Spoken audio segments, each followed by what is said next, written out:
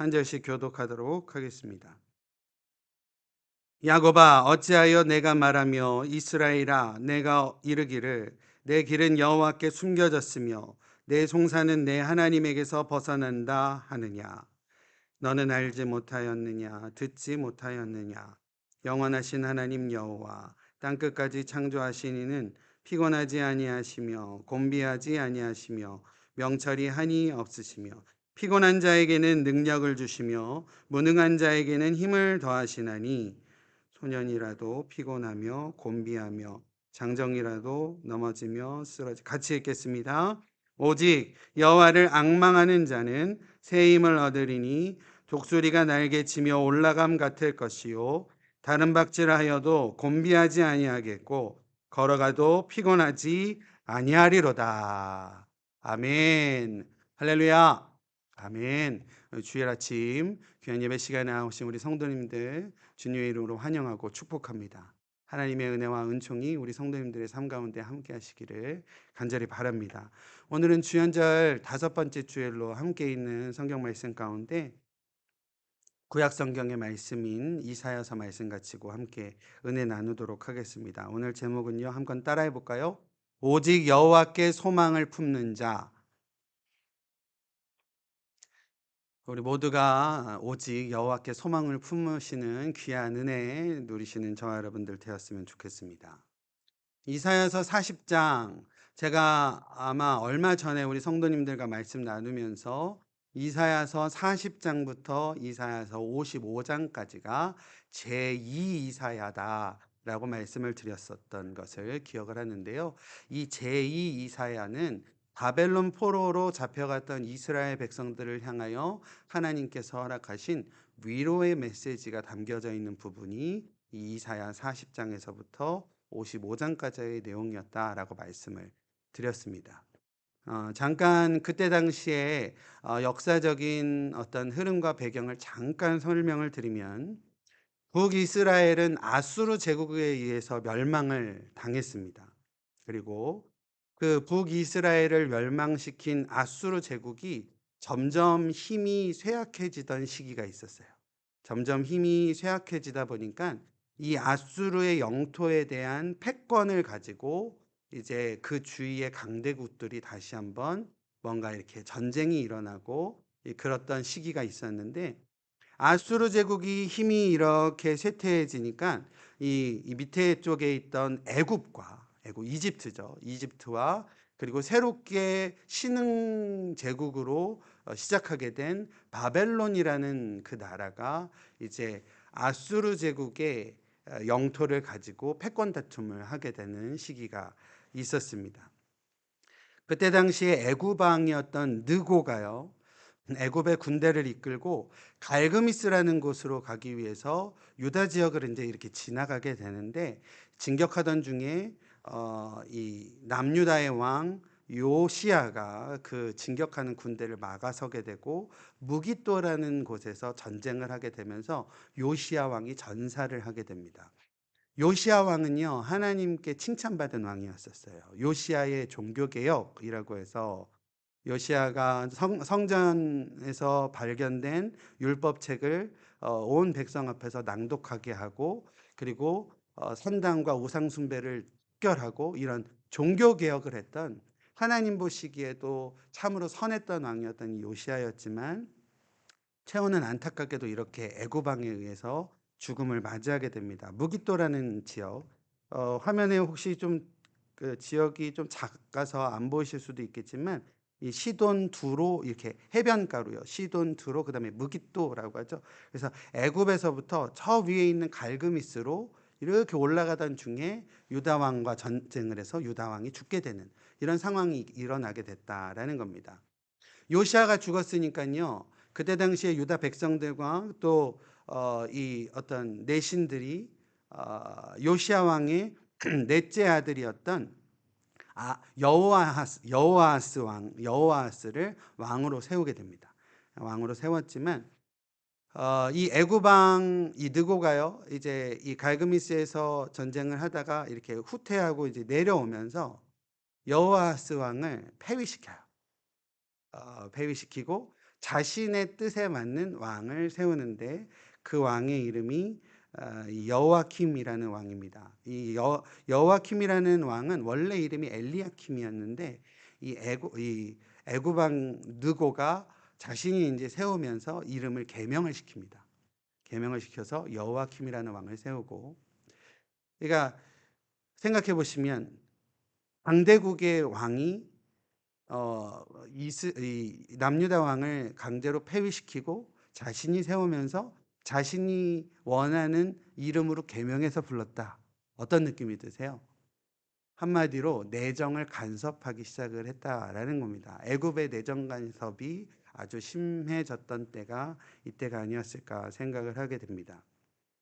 이후에요, 제가 화면에는 띄워드리지 못했는데 다니엘 1장 말씀을 보면, 다니엘 1장을 보면 여호야킴 왕, 그러니까 애굽 왕 느고에 의해서 세워진 이 여호야킴 왕 제위 3년에, 그러니까 주전 605년이 되겠는데요. 이 605년에 다시 한번 갈그미스에서 애굽과 바벨론이 다시 한번 전쟁을 하게 되는데, 그래서 2차 전쟁인데 2차 갈그미스 전투라고 하는데, 이때에 바벨론의 왕 느부갓네살이 애굽에 승리를 합니다.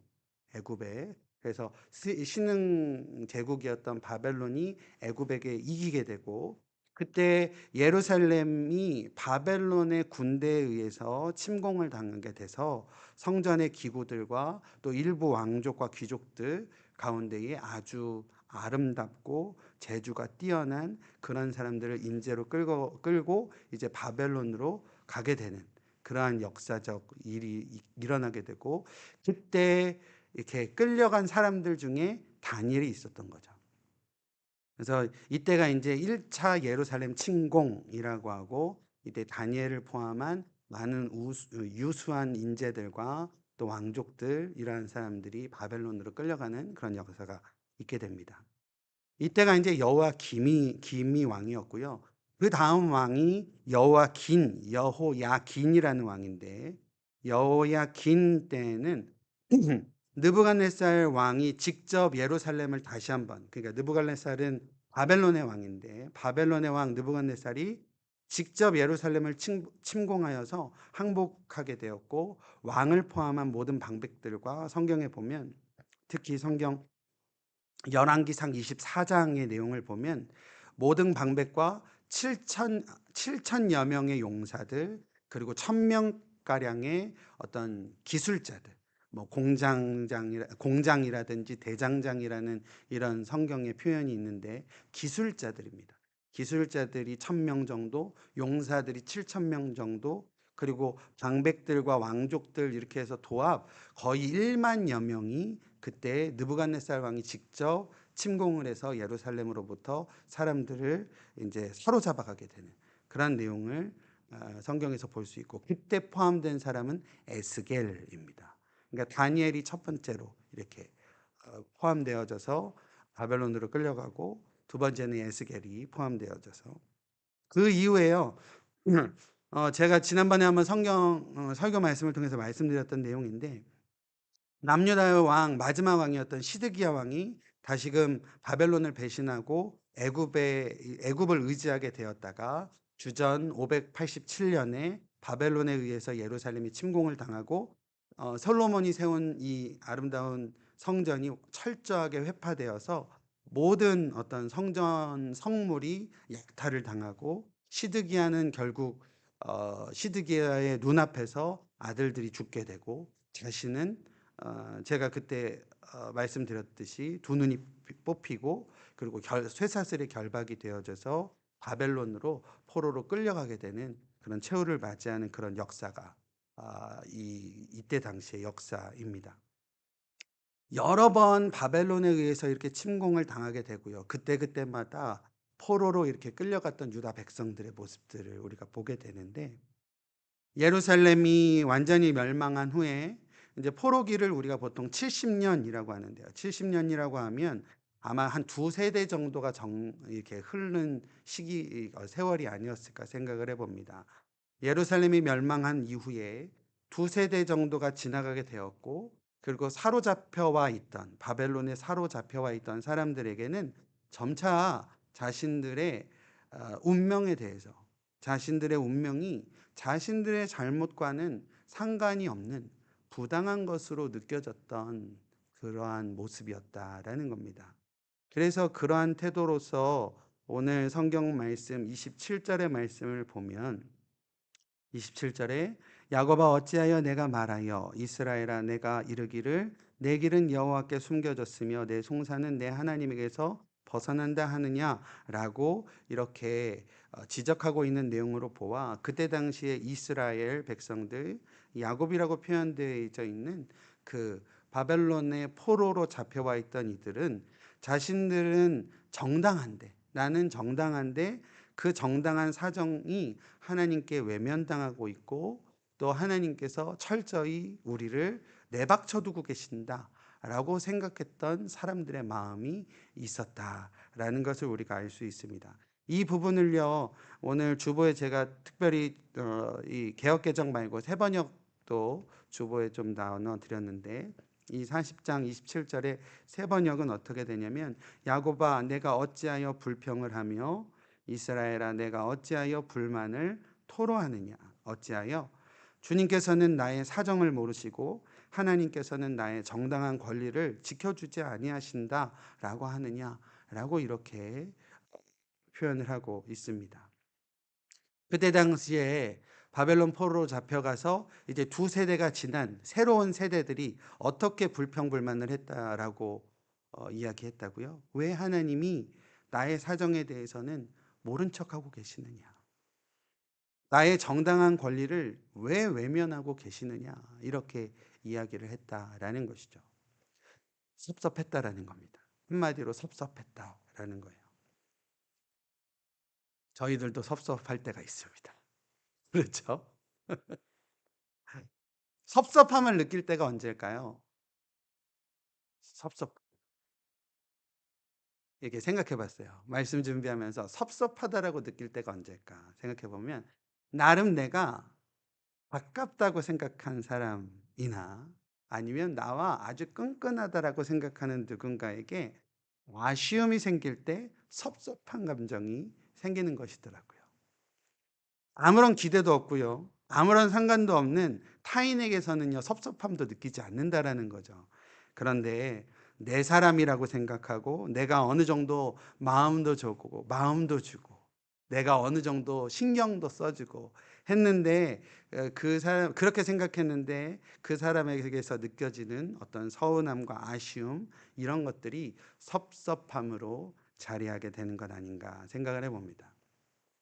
그런데요, 섭섭한 마음은요, 어떻게 다시 한번 생각해 보면 상대방을 정확히 잘 알지 못해서 생겨지는 우리 스스로의 마음은 아니었을까라는 생각해 보게 돼요. 그이는 원래 그런 이인데 내가 그이에 대해서 완벽하게 알지 못하여서 생겨난 스스로의 마음의 그런 어떤 모습이 섭섭함이 아니었을까. 왜 이렇게 생각을 해보냐면요.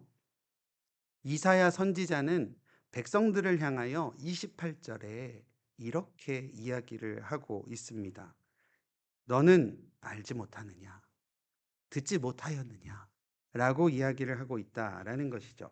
오늘 성경 말씀 그대로를 읽어드리면 28절 앞부분을 보면 너는 알지 못하였느냐? 듣지 못하였느냐? 영원하신 하나님 여호와 땅끝까지 창조하신 이는 피곤하지 아니하시며 곤비하지 아니하시며 명철이 한이 없으시다라고 이야기를 하고 있는데 이사야 선지자가 백성들을 향하여 불평하고 있고 서운해하고 있고 섭섭해하고 있고 하는 이들에 대해서 너는 알지 못하였느냐? 듣지 못하였느냐라고 이야기를 하는 것으로 미루어 보아 섭섭함의 감정은 타인에 대해서 내가 정확히 알지 못하기 때문이지 아니었을까라는 생각을 해보게 된다라는 겁니다. 아까 제가 잠깐 여러분들에게 우리도 섭섭함을 느낀다, 우리도 섭섭함 감정을 느낀다라고 말씀드렸는데 우리가 혹 하나님께 섭섭함 감정을 느끼고 있었다라고 한다면 하나님에 대해서 내가 다 잘 알고 있었는가에 대한 부분에 대해서 우리가 다시 한번 우리를 되돌아볼 수 있다라는 겁니다. 이 이사야 선지자의 이 백성들을 향한 부르짖음은요. 하나님이 어떤 분인지를 기억하라는 말씀이에요. 하나님이 어떤 분이셨느냐? 너희가 정말 알지 못하느냐라고 다시 한번 이야기를 하는 내용이다라는 거죠. 방금 제가 28절 말씀 다시 한번 읽어 드렸는데 28절을 의지하여서 하나님이 어떤 분이신지를 우리가 다시 한번 바라볼 수 있습니다. 첫 번째는요. 하나님은 따라해 볼까요? 영원하신 하나님. 우리 하나님은 영원하신 하나님이신 줄 믿으시기를 바랍니다. 여기서 원어는요. 올람 야훼인데요. 영원한 언약. 하나님의 언약은요. 영원하다는 거예요. 근데 그 영원한 언약의 하나님이시다라는 겁니다. 영속적이고요.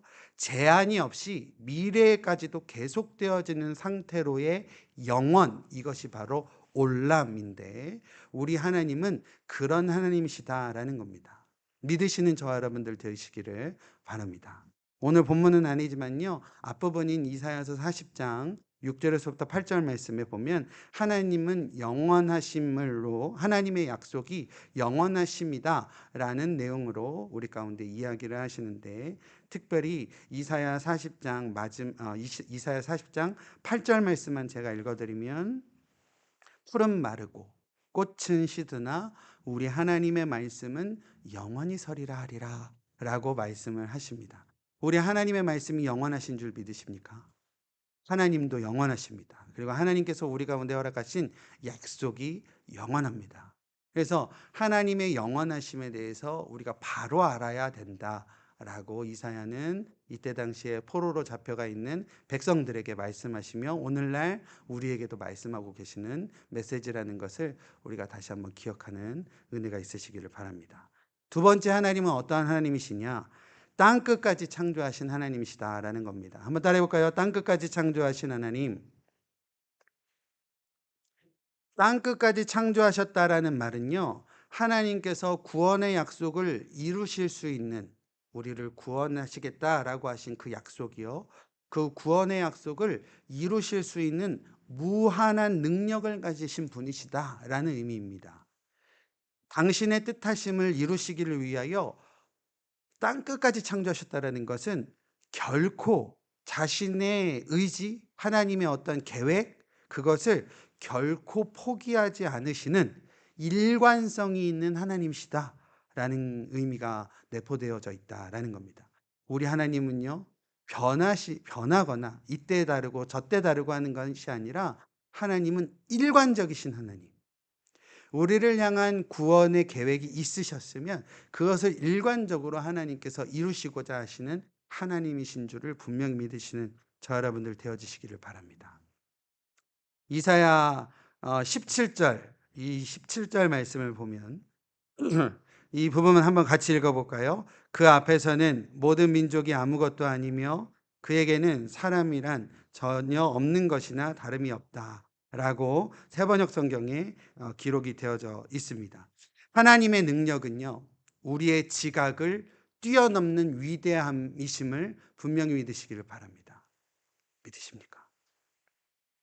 우리가요, 어려운 일을 당해서 고통 중에 놓이게 되면 우리는 한 가지 실수를 하게 되는데 우리의 고통과 어려움이라는 그 경험의 한계 안에서만 하나님을 끼워 맞춰 우리가 생각할 때가 있어요. 그럴 때 우리의 표현이 어떤 표현으로 나오는 거냐면 하나님은 왜 잠잠하시느냐예요.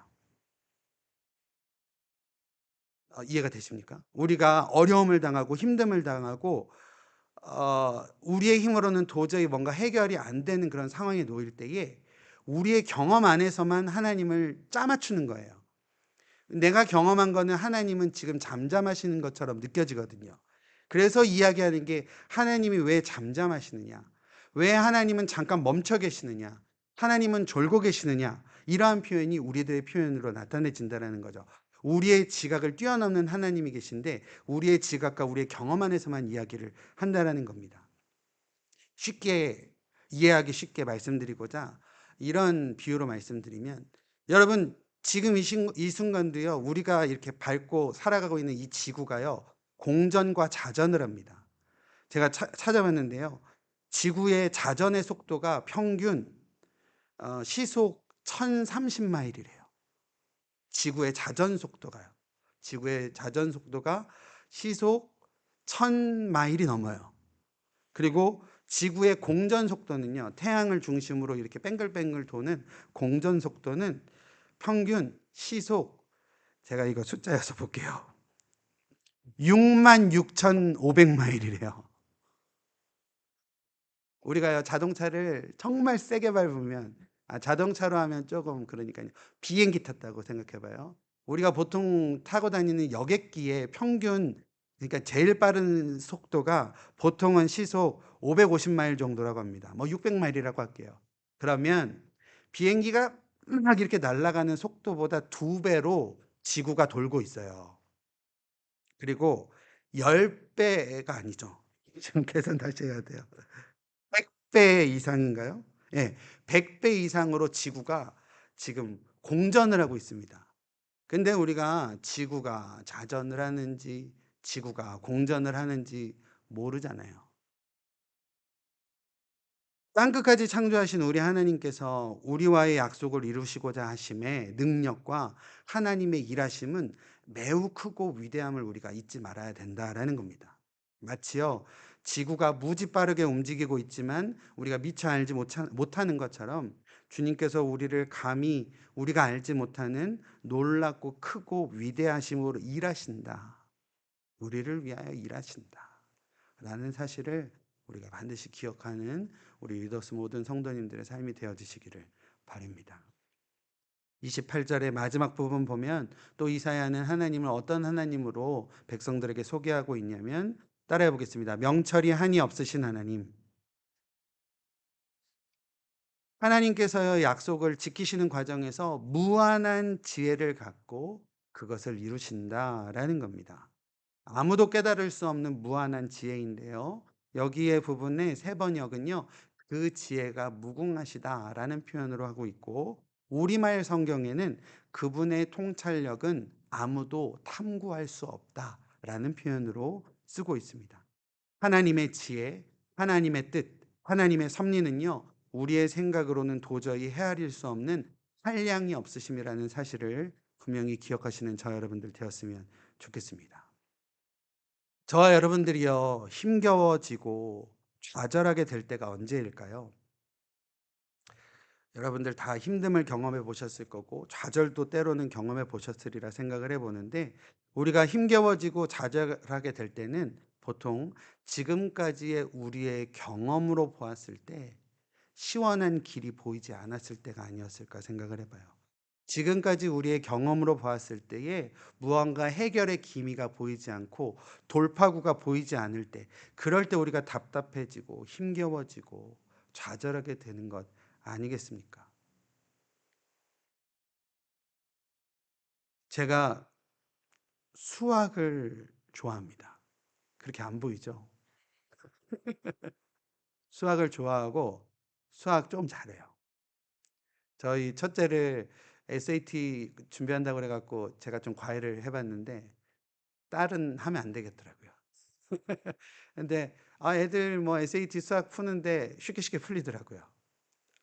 자랑하는 겁니다. 저희 고등학교 때 수학을 가르치는 수학 거의 교과서처럼 봤던 그 참고서가 있었는데 수학의 정석이에요. 혹시 아세요? 수학의 정석이라고 있었어요.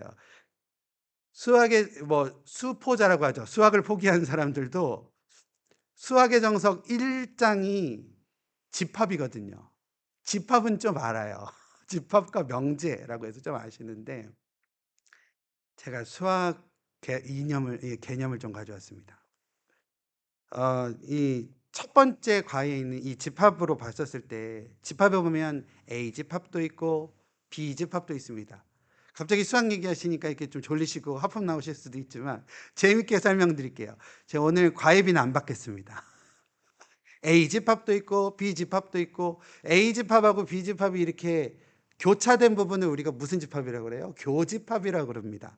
그래서 뭐 A에 예를 들어서 1, 2가 있고 B에 2, 3이 있으면 같이 들어가 있는 게 2잖아요. 그래서 교집합, 이게 2가 이제 교집합이 되는 거고, 그리고 A던 B던 C던 아무튼 그것을 전체 통과라는 집합을 우리는 보통 전체 집합이라고 합니다. 그래서요, 영어 이니셜로는 U라고 되어 있는데 이 U라는 전체 집합이 영어로 뭐냐면 Universal Set예요. Universal Set. 그래서 전체 집합입니다. 사실 우리가 수학의 개념을 좀 간단하게 도형화해서 U를 네모난 박스로 크게 그렸지만, 그리고 어떤 제한의 부분을 생각해 본다면 U를 저렇게 그릴 수 있겠지만, 사실 어떤 제한을 두지 않는다라고 한다라고 하면 전체 집합은 저런 테두리가 없어야 될 거예요. 그죠? 그렇겠죠? 그리고 어 이제 지금 제가 교집합까지 말씀드렸으니까 진도를 계속 나갈게요. 합집합은 A와 B가 다 합쳐진 게 합집합이고, 그리고 차집합은 A에서 가지고 있는 거에서 B가 이렇게 가지고 간 나머지 부분을 차집합이라고 합니다. 근데 여집합이라는 개념이 있어요. 여집합. 점점 어려워지니까 빨리 끝낼게요. 여집합이라는 개념이 있는데, 여집합은 뭐냐면 A 집합의 여집합이다라고 하면 A를 뺀 나머지 전체 집합이 다 여집합이에요. 그러니까 지금 화면에 파란색 부분이 다 여집합이라는 거예요. 우리의 경험이요. 우리가 살아가면서 저는 태어나서 46년을 살았으니까, 그럼 46년 동안의 경험과 모든 것들, 제가 가지고 생각하고 경험했던 모든 것을 A라고 한다면, 그 내가 경험하지 못한 것들에 대한 것들에 대해서 우리가 생각을 해볼 수 있다라는 겁니다. 우리는 당연히 경험해 보지 못한 것들에 대해서 두려움과 막막함을 갖게 되는 우리들 존재들인데요. 그러나 분명한 것은 명철이 한이 없으신 완전하신 섭리 아래 있는 모든 것들, 하나님의 그 섭리 가운데 있는 모든 것들이 있다라는 사실이죠. 그리고 그 완전하신 하나님의 뜻 아래 살아가는 저와 여러분들 한 분 한 분의 인생 또한 하나님의 섭리 가운데 있다라는 것을 우리가 기억할 수밖에 없다라는 겁니다. 우리가 경험에 의해서 좌절하게 되고, 경험해 보니까 이거는 도저히 해결이 되지 않는 거야 라고 생각해서 손을 놓아버릴 때도 있지만, 우리가 경험해 보지 않은 것들이, 무한한 것들이 분명히 있고, 그것에 대한 지혜와 지식이 충만하신 분이 하나님이시다 라는 것을 우리가 반드시 기억해야 한다라는 거죠. 성경에 욥은요 이런 고백을 합니다. 욥기 23장 9절에 보면, 그가 왼쪽에서 일하나 내가 만날 수가 없고 그가 오른쪽으로 돌이키시나 내가 배울 수 없는구나 라고 욥은 그렇게 이야기하면서 우리가 잘 알고 있는 욥기 23장 10절 고백을 하고 있습니다. 그러나 내가 가는 길은 그가 아시나니 그가 나를 단련하신 후에 내가 정금같이 순금같이 나오리라 라고 욥이 고백을 하고 있는 것을 볼 수 있습니다. 영원하시며 무한하신 능력과 지혜로 당신의 백성을 구원하시고자 하시는 계획을 이루어 가시는 우리 하나님의 놀라우신 은혜가 저와 여러분들 가운데에 예비되어져 있다라는 사실을 우리가 반드시 기억하는 은혜가 다시 한번 있으시기를 바랍니다. 이사야는 이 이스라엘 백성들에게, 이 유다 백성들에게 하나님에 대해서 이런 하나님이시다, 이런 하나님이시다 라고 이야기를 하고 있는 모습입니다. 그러면 섭섭해하는 유다 백성들에게 이사야 선지자는요, 하나님에 대해서 다시 한번 이렇게 소개를 하고 있는데 29절 말씀입니다. 피곤한 자에게는 능력을 주시고 무능한 자에게는 힘을 더하시는 하나님이시다 라고 이렇게 소개를 하고 있습니다. 우리 주 하나님은요, 지친 자에게는 힘을 주시는 하나님이신 줄로 믿으시기를 바랍니다. 우리 주 하나님은 기운을 잃은 자들에게는 기력을 복돋워 주시는 하나님이심을 우리가 다시 한번 기억하시기를 바라요. 그리고 마지막 31절 보면, 오직 여호와를 앙망하는 자는 새 힘을 얻으리니 독수리가 날개치며 올라감 같을 것이요 다른 박질하여도 곤비하지 아니하겠고 걸어가도 피곤하지 아니하리로다 라고 말씀하고 계십니다. 오직 여호와를 앙망하는 자라는 의미는요, 오직 주님을 소망으로 삼는 자들을 의미를 합니다. 주님을 신뢰하고 주님께만 소망을 두고 주님만을 기다리는 자들이 바로 주를 앙망하는 자다라는 사실입니다. 참된 믿음의 사람들은요, 주님께만 소망을 두는 자들인 줄로 믿습니다. 저는요, 우리 위더스 교회 성도님들이 이러한 참된 믿음을 가진 성도님들의 삶을 회복하시기를 바라요. 오직 하나님께만 소망을 두는, 오직 여호와께만 소망을 두는 우리 인생들 되었으면 좋겠습니다. 참된 믿음이란요, 무조건 믿습니다. 무조건 아멘 하는 것이 아니라 주님을 진정으로 신뢰하고 주님께서 행하실 일들에 우리의 소망을 두어 참고 기다리며 우리에게 맡겨주신 현재의 사명에 열심과 최선을 다하는 사람들이 곧 믿음의 사람들이다라는 사실입니다. 우리들의 믿음의 삶이요, 온전히 주님께 소망을 품고 살아갈 때에 오늘 말씀처럼 주님께서는 독수리가 날개쳐 치솟아 올라가듯 우리에게 새 힘을 주실 것이라 약속하십니다. 믿으시는 저와 여러분들 되시기를 바랍니다. 주님께서 허락하시는 이 새 힘은요, 절대 고갈이 되거나 헛되이 소모함이 되지 않는 놀라운 능력으로 우리와 함께 하실 줄을 믿으시는 저와 여러분들 되었으면 좋겠습니다. 말씀을 마치죠. 우리 사랑하는 우리 위더스 교회 성도님들의 삶 가운데에요, 오직 주님께만 소망을 두어 믿음으로 주어진 사명을 귀하게 감당함으로 주님께서 허락하시는 새 힘으로, 그 귀한 새 힘으로 세상 가운데에 귀한 선한 영향력을 끼치며 살아가는 우리 모두 되어지시기를 주님의 이름으로 축원드립니다. 우리 주님이 어떠한 하나님이신가를 우리가 다시 한번 기억하고 그 하나님만을 신뢰함으로 붙들고 소망 가운데 전진하며 살아가는 저 여러분들의 귀한 모두의 삶이 되어지시기를 주님의 이름으로 축원드립니다. 아멘. 기도하겠습니다. 하나님, 때로는 억울할 때가 있었음을 고백합니다. 때로는 섭섭할 때도 있었습니다. 도저히 주님의 뜻을 알 수가 없어서 답답할 때도 있었음을 고백합니다. 이 시간 주님께 고백하며 간절히 구하는 것은 주를 더 알아가기를 사모합니다. 영원하시고 끝이 없으신 놀라우신 주님의 섭리를 우리가 다 알 수는 없지만 잠잠히 주님의 뜻을 알기를 원하오니 오직 주님께만 소망을 품는 은혜의 삶을 살아갈 수 있도록 은혜 베풀어 주시옵소서. 주께 소망을 품는 자들에게 허락하시는 새 힘을 사모하오니 성령으로 허락하여 주시옵소서. 예수님의 이름으로 기도드립니다. 아멘.